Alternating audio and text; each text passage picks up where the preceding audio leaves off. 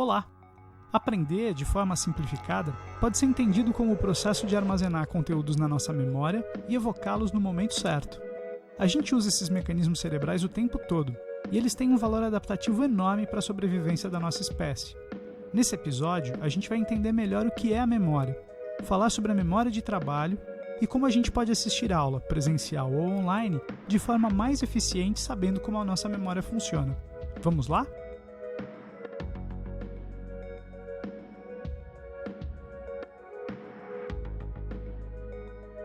Já que você está aqui, dá seu like nesse vídeo, se inscreve no canal para ajudar a gente a continuar produzindo e compartilha esse conteúdo nas suas redes sociais. Valeu!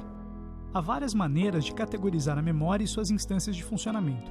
Por exemplo, podemos distinguir aqueles conteúdos cujo acesso na memória se dá deliberadamente. A gente quer se lembrar de algo e como que busca por essa informação. Por exemplo, qual o número do seu telefone? Viu? Você procurou essa informação nos seus arquivos mentais até encontrar. Isso é chamado de memória explícita. Há aquela informação cujo conteúdo, ao contrário, parece meio que surgir na nossa consciência sem esforço ou deliberação. Por exemplo, o procedimento de andar de bicicleta para quem sabe. A maioria de nós senta e sai pedalando, fazendo os movimentos que te permitem se equilibrar sobre a bicicleta sem pensar sobre cada um deles. Essa pode ser chamada de memória implícita.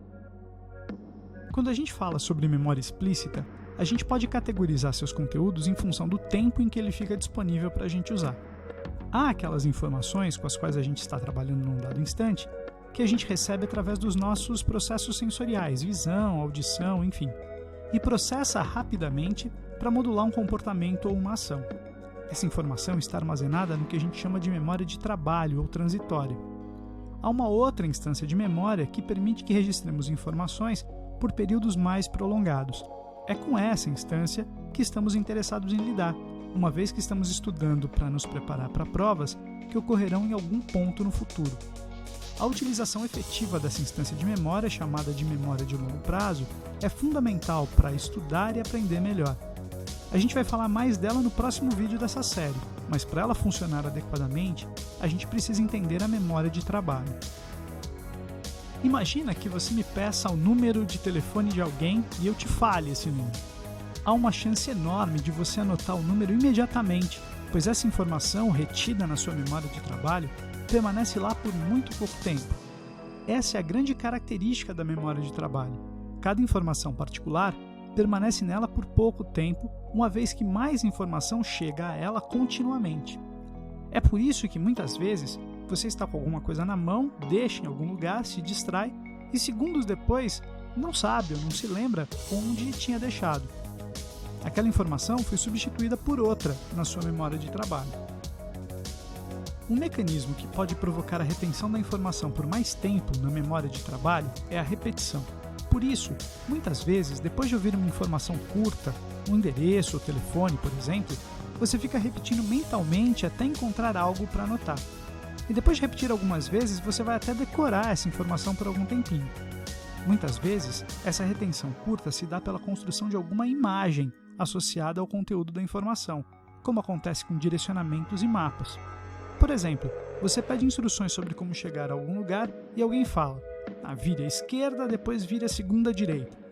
Enquanto vai ouvindo, muitas vezes você acaba construindo um mapa, uma imagem mental do caminho a seguir e com isso não se perde. Se a repetição e a construção imagética são mecanismos que mantêm a informação na memória de trabalho por minutos, há ainda outro processo que pode aumentar ainda mais esse tempo de retenção. Imagine que você, ao chegar em casa, deixou sua mochila de livros num lugar diferente daquele que você costuma deixar. Ao longo do dia, você passa por ela e recupera algumas vezes essa informação, se lembrando que a tinha deixado ali. A cada repetição faz associações entre essa informação e outras. Por exemplo, a mochila está sobre o banco. Aquele banco é o lugar preferido do seu avô quando ele o visita. Mais tarde, quando avista a mochila de novo, lembra que foi daquele banco que a sua irmã caiu quando levou pontos no queixo no ano passado. Quando uma informação é repetida, muitas vezes ela pode ser associada a outras informações que já estão registradas no seu cérebro, como, por exemplo, o seu avô, os pontos da sua irmã. Esse processo de associação, ativando registros antigos, pode fazer uma informação perdurar na memória de trabalho por muitas horas. Depois desse processo, no fim do dia ou na manhã seguinte, você certamente se lembrará onde está a sua mochila. Se você deixasse sua mochila sobre o banco e nunca mais reforçasse isso com associações ao longo do dia, certamente você teria dificuldades em lembrar mais tarde onde a tinha deixado. Você já entendeu que quando está assistindo uma aula, é exatamente na memória de trabalho que o conteúdo da aula está sendo armazenado. Então, vamos entender como saber sobre a memória pode te ajudar a assistir a aula de um jeito melhor.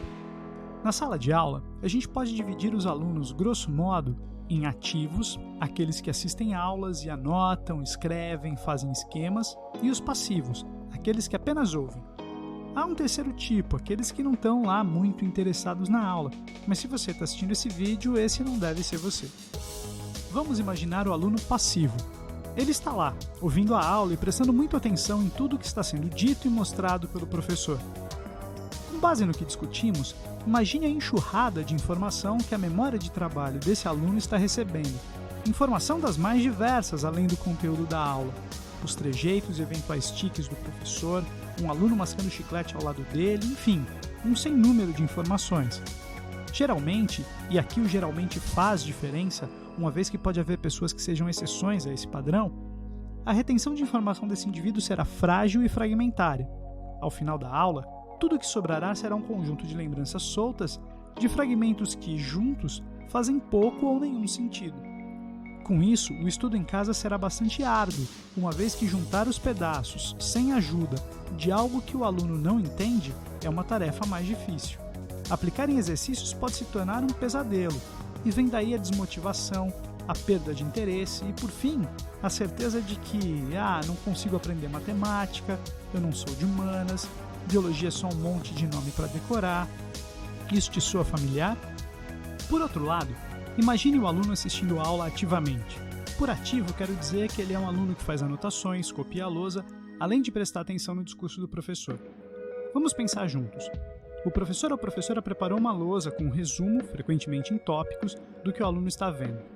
Na medida em que o professor ou professora vai construindo a lousa e o aluno copia, ele está repetindo a sequência lógica de construção daquele raciocínio em forma de resumo. Ao mesmo tempo, na medida em que toma notas, o ato de escrever e ler enquanto escreve constitui mais uma instância de repetição daquele conteúdo. Ao anotar esquemas, desenhos e gráficos, o aluno constrói uma representação imagética daquele conceito e de suas relações.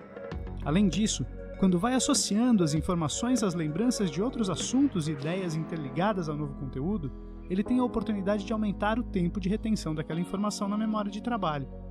Assim, o aluno terá subsídios mais consistentes para a recuperação de toda essa informação no período de estudos após a aula.